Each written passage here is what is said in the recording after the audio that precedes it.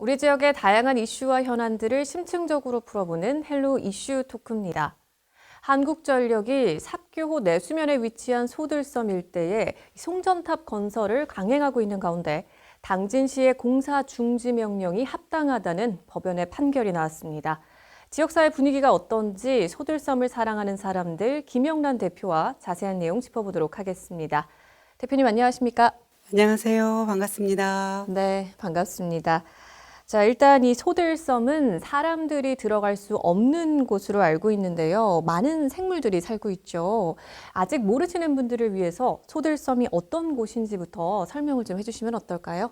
네, 맞습니다. 소들섬은 사람들이 수시로 드나들 수 있는 곳이 아니라 언론과 공개 매체를 통해서 여러 번 말씀드린 것처럼 1979년도 지구 대단위 사업 후 삽교호가 생기면서 자연적으로 모래톱이 쌓여 형성된 곳으로 매년 이때가 되면 찾아오는 철새들이 쉼터로 없어서는 안 될 플랫폼 같은 공간으로 우리 사람들이 살아가면서 아침에 출근을 했다가 저녁에 퇴근을 하면서 편안한 쉼을 하는 것처럼 철새들과 야생생물에게는 없어서는 안 되는 집과 같은 역할을 하고 있는 아주 중요한 공간이 소들섬입니다. 네, 지금 매년 철새들이 오고 가면서 이제 쉼터 역할을 하는 곳이다 이렇게 얘기를 해주셨는데 이 소들섬에 지금 송전탑이 건설되면서 지금 이 갈등이 이제 시작이 된 건데 이번 이 사안을 잘 모르시는 분들을 위해서 구체적으로 어떻게 지금 이 갈등이 시작이 된 건지 좀 짚어주실 수 있을까요? 야생생물 보호구역으로 지정할 수 있는 환경 요건이 같은 공유 수면으로 되어 있는 아산시 솥벌섬보다 2, 3배 높은 데도 불구하고 매년 9천만 원 정도의 9천만 원 정도가 넘는 생물 다양성 사업으로 철새 먹이 주기 사업만 5년 넘게 하고 있는 것을 알게 되었고요. 그 이후에 야생생물 조례를 만들어 줄 것을 당진시 의회에 건의안을 드렸고 청원서를 충남도 의회에 제출을 하면서 만장일치로 의원님들의 만장일치로 이것을 협의를 이끌어냈습니다. 그 이후에 당진시 행정에서 야생생물 보호구역으로 지정해 줄 것을 믿고 있었는데 계속 딜레이가 되면서 당진시 행정에서 아무것도 이뤄내고 있지 않아서 우리 의강 주민들과 소사에서 나서서 야생생물 보호구역을 지정해내는데 결심을 하게 된 계기가 되었습니다. 네, 이렇게 지금 주민들이 목소리를 내면서 이 소들섬이 야생생물 보호구역으로 지정이 됐습니다. 그러면 일단 이 야생생물 보호구역으로 이제 지정이 되면 어떤 의미를 갖는지도 좀 짚어주실 수 있을까요? 예, 야생생물 보호구역으로 지정이 된 것은 큰 의미가 있다고 볼 수 있습니다. 행정에서 아까 말씀드린 것처럼 먼저 나서서 했어야 할 일들을 우강 주민들과 소사라는 민간 시민단체가 나서서 일구어낸 것도 참 고무적인 일인데요. 야생생물 보호구역으로 지정이 되면서부터는 무분별한 개발이라든가 환경 파괴를 더 이상 하지 않아도 되고요. 자연 그대로의 모습을 미래 세대에게 물려줄 수 있는 자연유산을 물려주어서 미래 세대에게 뭐 돈으로는 환산할 수 없는 가치의 환경을 물려주는 거잖아요. 그래서 야생생물 보호구역으로 지정해낸 것이 가장 의미가 있다고 볼 수 있다고 생각을 합니다. 그러면 조금 더 구체적으로 이 야생생물 보호구역으로 지정이 되면 공사 관련 부분은 어떤 영향을 받게 되는 건가요? 한전은 야생생물 보호구역으로 지정이 되었다고 하더라도 산업통상자원부의 전원개발촉진법에 의해서 이미 승인된 것으로 철탑 공사를 강행할 수 있다고 주장을 하면서 공사를 강행하였지만 사정 변경이라는 것이 발생하였고 천연기념물 205 1- 저어새가 발견되었습니다. 그에 응당하는 조치를 한 다음에 공사를 강행을 했었어야 됐는데 그렇지 않고 그냥 지속적으로 공사를 강행하였고요. 쉽게 이해를 돕기 위해서 설명을 한번 드려보겠습니다. 그러니까 공사를 하다가 문화재 같은 것이 발견이 되면 잠시 공사를 멈추고 거기에 합당하는 방법을 찾고 강구해내서 공사를 진행하게 되었습니다. 이런 것처럼 야생생물 보호구역이라는 곳이 지정이 되었기 때문에 여기에 위해서 공사를 진행하는 것이 아니라 그 야생생물보호법에 의한 것이 어떤 것이 있는지를 살펴본 후에 한전이 공사를 했었어야 마땅함에도 불구하고 명백하게 불법인 것을 알면서도 공사를 끝까지 진행했다는 것에 문제가 있다고 생각을 합니다. 네, 그러면 지금 이렇게 소들섬이 야생생물보호구역으로 지정된 상태에서도 한전이 공사를 강행한 건데 현재까지 공사가 어디까지 진행이 된 건가요? 앞에서 말씀드린 것처럼 한전은 당진시가 공사 중지 명령을 내린 후에도 아랑곳 하지 않고 지속적으로 공사를 10월 말일까지 계속 해왔고요. 산업통상자원부의 승인 기관으로부터 승인을 받았다고 하면서 철탑 공사는 분명 불법이 아니다. 산업통상자원부에서 승인을 내었기 때문에 승인기관의 승인을 받고 하는 공사이기 때문에 전혀 문제가 되지 않는다고 하면서 공사를 진행해 왔고요. 지난 5월 고법에서와 8월 대법원에서조차 한전이 전력 공급이 시급하다고 주장한 것을 기각하고 당진시가 주장한 소규모 환경 영향 평가가 대상이 맞는다는 법원 판결이 내려졌지만 이를 무시하고 명백한 불법 공사라는 것을 알면서도 현재는 철탑을 소들섬까지도 공사를 해서 다 세우는 상태입니다. 네. 그러면 지금 명백히 불법 공사라는 거를 알면서도 한전이 이제 강행했다라는 네, 건데. 맞습니다. 한전이 명백하게 불법 공사라는 걸 알면서도 강행한 것은 지난해 천막 농성을 102일 동안 하면서 소사가 밝혀낸 일이 있었습니다. 철새가 도래하는 기간에는 충남도와 당진시와 한전과 금강유역청과 협의한 내용이 있었는데요. 그 협의 내용이 뭐였냐면 철새가 도래하는 기간 11월 1일부터 3월 31일까지는 공사를 하지 않는 걸로 협약이 되어 있었습니다. 그것을 저희들이 밝혀냈기 때문에 11월부터 3월 31일까지는 공사를 못한다는 것을 알고 불법인 걸 알면서도 지속적으로 공사를 하고 있었던 것입니다. 그래요. 그러면 지금 이 주민들 입장에서는 이 한전의 공사와 관련해서 어떤 부분이 가장 문제라고 지금 지적을 하고 계신 건가요? 주민들은 당연히 법원에서조차도 무시하고 불법으로 법원에 이제 결정이 났는데도 불구하고 그것을 무시하고 공사를 강행하고 있는 한전이 법치적인 국가에서 법 위에 군림하는 한전에 주민들은 크게 분노하고 있고요. 지금이라도 주민들의 요구사항은 받아들이지 않을 경우 절대 물러서지 않고 지금 시민들과 시민단체에서 지금 천막 농성을 하고 있는 것처럼 끝까지 한마음이 되어서 투쟁할 각오를 다짐하고 있는 것으로 알고 있습니다. 그래서 이런 가운데 지금 소들섬 공사와 관련해서 법적인 다툼도 지금 이어지고 있는데 그동안 어떤 일들이 있었는지 정리를 좀 해주실 수 있을까요? 예, 한전은 당진시가 공사중지 명령을 내린 부분에 있어서 6가지 이유를 들면서 가처분 신청 및 본안 소송을 제기를 해왔습니다. 그것을 요약하여 보자면 한전의 주장은 이렇습니다. 2013년 4월 26일 송전선로 사업에 대하여 환경영향평가 완료를 하였다고 주장을 하였고요. 34번부터 39번 철탑 구간에 대하여서는 2015년 6월 1일 환경영향평가 재협의 절차를 마쳤다고 주장을 합니다.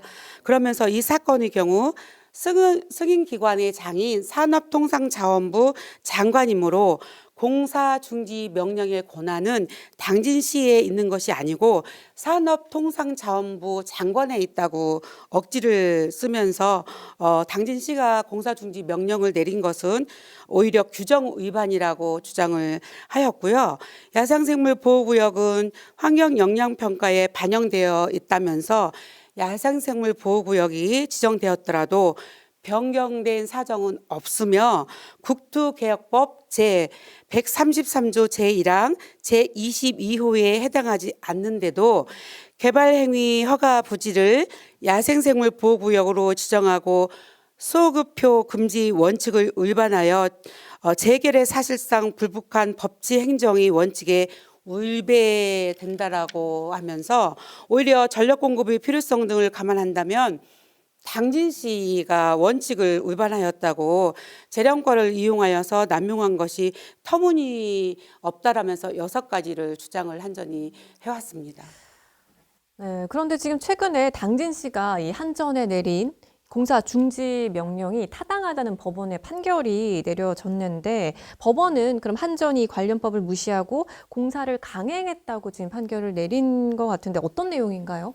앞에서 말씀드린 것처럼 법원은 한전이 주장한 6가지에 대하여 받아들이지를 않았습니다. 첫 번째는 소규모 영향평가 절차의 불이행은 공사 중지를 지키는 것이 공공복리를 위하여 필요한 경우에 해당한다고 법원도 그렇게 판결을 하였고요. 두 번째는 환경영향평가에 대한 재협의 대상 내지 변경협의 절차를 거쳤다고 할지라도 소규모 영향평가를 실시하여야 한다고 보며 이 주장도 한전이 주장하는 것을 받아들이지 않았고요. 세 번째로는 2018년도 7월 16일 착공하였다고 한전이 자인을 하고 있었습니다.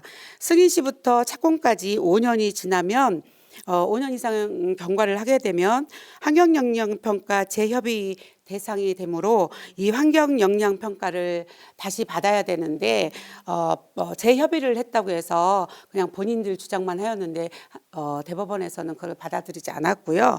넷째와 다섯째는 국토계획법 아까 말씀드린 것처럼 제133조 제22호의 현저히 공익을 해칠 우려가 있다고 인정되는 경우에 해당한다고 보고 이 또한 받아들이지 않았으며 여섯 번째로는 환경영향평가의 입법 목적이나 야생생물과 그 서식 환경을 체계적으로 보호 관리함으로써 야생생물의 멸종을 예방하고 생물의 다양성을 증진시켜 생태계의 균형을 유지함과 사람과 야생생물이 공존하는 건전한 자연환경을 회복한다는 야생생물 입법 목적에서 중대한 공익에 해당하는 것으로 한전이 입게 될 금전적 손해보다도 결코 가볍지 않다라고 이 사건의 청구는 이유 없다라고 대법원에서